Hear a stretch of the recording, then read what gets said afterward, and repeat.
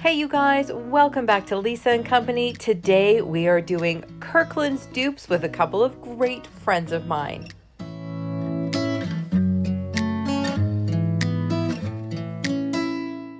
For this Kirkland's dupe, I picked this beautiful fall sign. I just love it, and here we go. Now, this is a fun story. I picked up this sign, of course, at Dollar Tree, and check it out. The paper was almost entirely off it, so when I got to the cash register, she said, "Go get yourself another one, hun," and I said, "No, this is perfect," and she sold it to me for 25 cents. How lucky was that? I didn't have to fight with the paper, and I only paid 25 cents. We're going to start out by painting this black, and I am just using my Dollar Tree acrylic paint. I love the way it sticks to these raw finishes. Next up, I have these letters also from Dollar Tree. However, I was unable to get myself the F. So yes, we're going to modify the E, and hopefully no one notices that it's a little bit different than what the F would have looked like. What do you think? So for these guys, we're going to get them painted white. And they did take 3 coats. Unlike that black one that only took 1, these took 3 coats, and my goodness, they're a pain to paint. For the frame, I'm going to be using these garden stakes that I picked up at another dollar store, and using my antiquing wax, I'm just going to rub it on with the diaper wipe. A couple of people have asked why the diaper wipe. I like the way it really slides it around on the wood, and I find it gets a nice even coat when I do it this way, rather than brushing it on and wiping it off. It also takes almost none of the wax. To put them on, I'm just going to use my high temp hot glue and run a bead of it along and make sure I attach it right at the edge.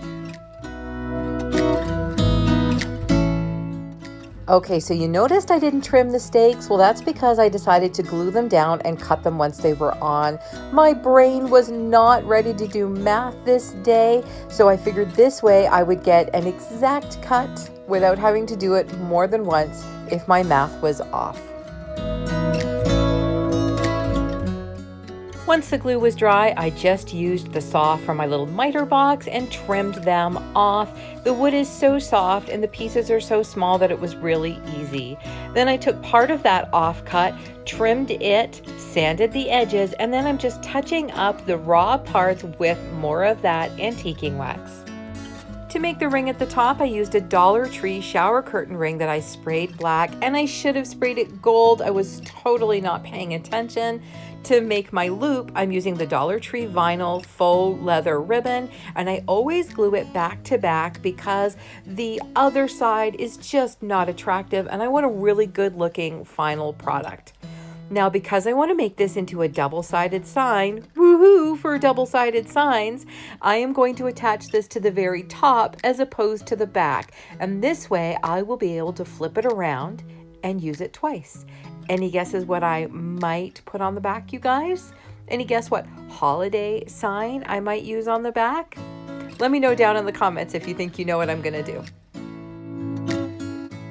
To attach it, I put 1 small drop of glue, put one end of the faux leather down, and as soon as that had set up, I put another drop right on top and finished it off. This way you couldn't see anything messy, and I'm really pleased with the way that it looked. Now, there were so many ways I could have done these letters, but I love these chunky letters they've had at Dollar Tree. I have so many of them. Whenever they get them in, I kind of stand there and think of all the potential letters and words that I'd like to make. Now, you could have made this sign for even less if you used vinyl decals or rub-on letters or even just traced letters and colored them in with paint or a paint marker. I just loved the dimension that this gave to my sign. Now, I did look back and I noticed there was a small tack holding that loop together at the top. So I took one of the Dollar Tree thumbtacks, put a little drop of glue on to secure it first, and then trimmed off the back of the thumbtack. Now keep in mind, when you put hot glue on a metal thumbtack, it gets hot, very hot and fast. So you don't want to hold on to it too long, and you want to use your finger protectors to hold it down. So what do you think, you guys? The Kirklands sign at $20 versus mine at about $7? I'm in love. And I can't wait to do the other side. Now today's video is actually a collab with my two awesome friends, Leonette from DIY Beauty on Purpose and Adrienne from Inspired by Adrienne Denise. We have each challenged each other to create Kirkland's dupes and then picked one of our own. This gorgeous Kirkland's pumpkin stack was my challenge DIY from Leonette over at DIY Beauty on Purpose. I'm using a pumpkin I have had forever. I do not remember where I got it. I feel like it was a dollar store many, many years ago. I've had it in my stash. And Dollar Tree rugs. You guys know how much I love these Dollar Tree rugs. So I am going to need 2 to cover this big pumpkin, and I'm going to go ahead and cut off all the trim. Of course, I'm saving it because you never know when you want some great fringe. I'm going to use my fine tip glue gun to glue these together, and I'm not going to do sort of a wrong sides together and turn it the other way because I don't want to create a chunky seam. Now, to do this, because these rugs are thicker than just a regular fabric, I am going to have to be careful as I fold, so much easier for you to watch than for me to possibly explain. I just started with a dot of glue at the top so I could secure the rug, and then just worked my way around the top and then the bottom to secure it all. You will notice I did carve out part of the top, and that was just so that I didn't end up with a bump there. Because it's a pumpkin stack, I need to be able to stack them up easily.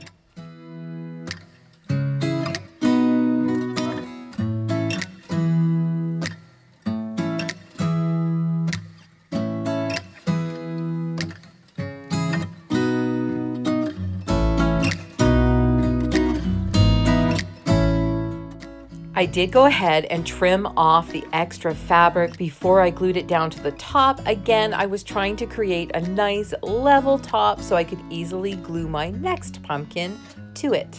For my next one, I am using one of the Dollar Tree bright orange foam pumpkins, and I did paint it gray just because I didn't want that bright orange to show through. I grabbed this really pretty gray scarf, of course, from Dollar Tree, and I folded it in half so that I had thicker material to work with. And you guys, this is so easy because cut a hole in the top, cut a hole in the bottom, and then just gather and tuck as you go. I just love covering these in fabric because, hello, look how easy that was. That one is done and ready to be stacked up. My final pumpkin is one of the smaller ones from Dollar Tree. Again, I gave it a quick coat of paint just because I didn't want that color showing through. To cover this one, I am using a really pretty yarn I've had in my stash for a long time. It's a really nice gray and white, and I'm just going to braid pieces of this to cover. I think I did about 10 braids in order to cover the whole thing, and I did it really loosely. I didn't want tight braids. That's again why I painted the pumpkin, because I didn't want that color showing through the loose braids. I used those really tiny clear hair elastics at the top and the bottom to secure my braids. And then before I start putting them on, I trimmed them off really, really close to that elastic and made sure that the glue was right at the elastic. Now, in the beginning, I started by going all the way around, but quickly realized I was going to end up with a big bump on the bottom. So I started gluing them and then cutting them before starting again with the same braid. And as long as you put enough hot glue down, it secured the braid and stopped it from unraveling.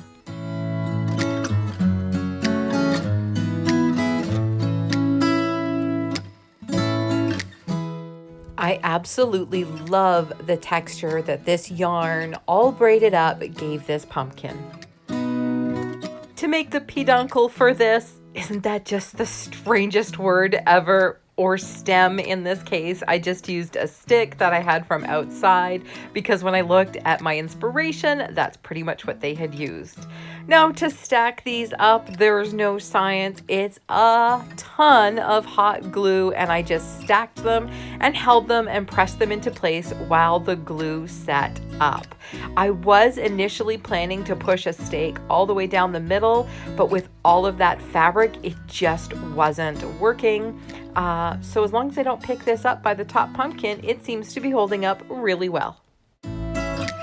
So, what do you think? How did we do? $11 versus $30. I will take that any day of the week. I do love the inspiration piece, but I was really trying to work with Dollar Tree items and what I had.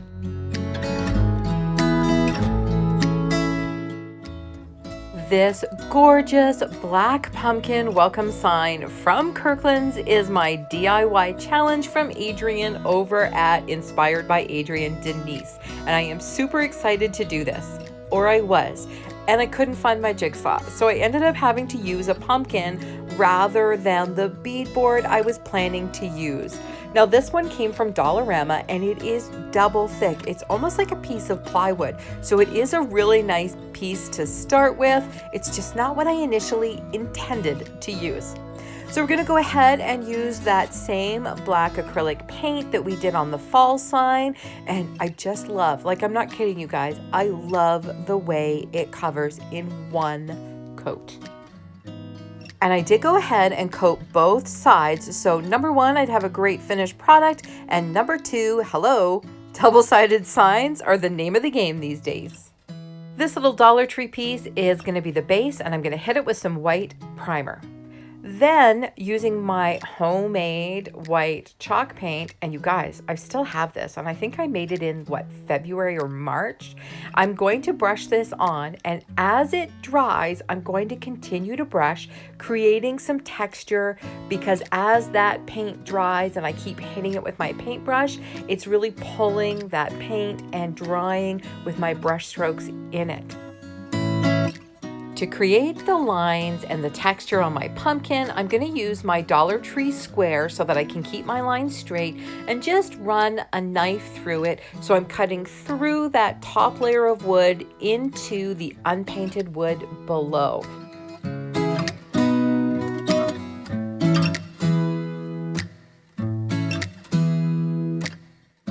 Then once I'm finished all those, I'm going to go through, well, I end up going through with a whole bunch of different tools till I find the right width of the line. First, I tried a couple more passes with my knife. Then I used my Cricut weeding tool, and I didn't want to wreck that. So believe it or not, I used a bread knife. Just the tip of the bread knife to pull it through. And all I'm going to say is happy with it. Glad I still have all my fingers. I'm attaching a few of the tumbling tower blocks to the bottom of the sign just to make sure it stands up really well on its base, and then just touching those up with the black acrylic paint. Now, have you guys seen these new metal galvanized words at Dollar Tree? They're bigger than the ones we normally get you, and I'm just giving it a little bit of white paint to cover up some of the metal. Now, to make this base look like washed out wood, I'm using a yucky, cheap dollar store paintbrush and my antiquing wax, and I am dragging it. And I'm using more of the side of the bristles than the ends of the bristles. And the best way to do this is start light and build it up as you go. So you will see that I go back and forth and I revisit some of the other signs until I get the look that I am going for.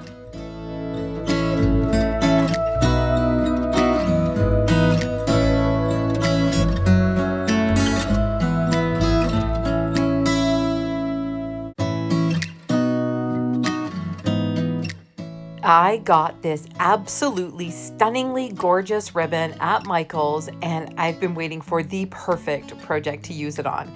Now, to make a simple bow, you start with the awareness shape bow, pinch it down. I've adjusted the size, and then I fold it in half, and then I fold back the halves in half. Probably made more sense to see it than explain it.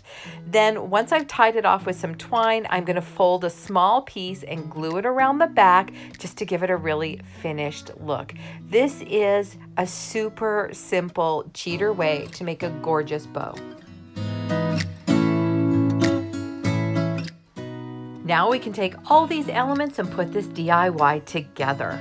I'm going to use my high temp hot glue and attach this. I'm finding that particular glue is working really well on metal as long as the metal isn't cold.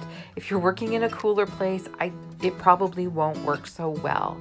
That metal Dollar Tree word is the perfect size for this project. Now we'll attach the bow at the top, and because I want those dovetailed ends to sit just so, I'm actually going to put 1 drop of hot glue under each side so that they're not obscuring the word and so that I don't have to worry about fixing them all the time.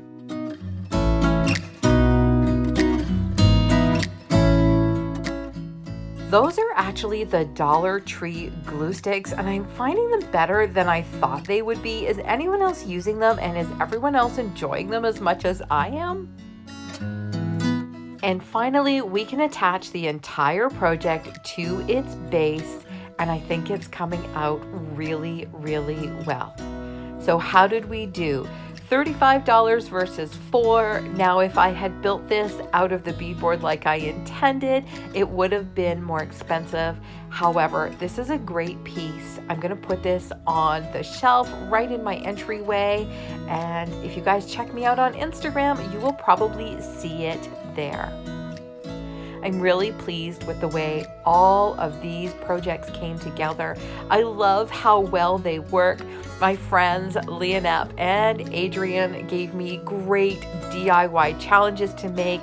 They obviously know me pretty well, and I'm loving all the texture and the grays and the black and white and the way it came together for my fall decor. Guys, don't forget to head down to that description box and click on the playlist and watch all 3 videos in this fun challenge. Here's a couple of other videos I thought you might enjoy, and don't forget to hop on over to Instagram and Facebook where you catch all kinds of other fun content from me, my family, my life, and who knows what. Until then, you guys, thank you so much for stopping by, Lisa and Company, and we'll see you in the next video.